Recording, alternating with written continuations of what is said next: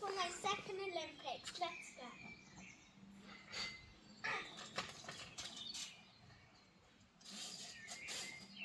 First up, we are going to do our front aerials, which would be a bit tricky.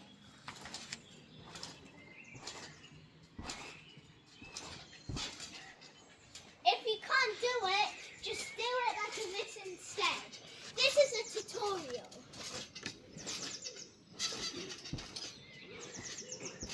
And now, when you do probably like 5 of them like this.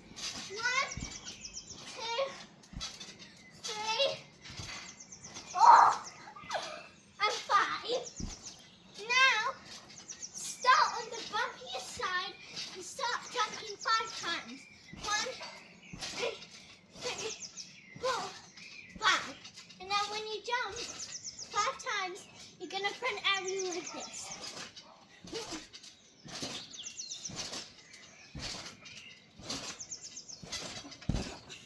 And then you should do it.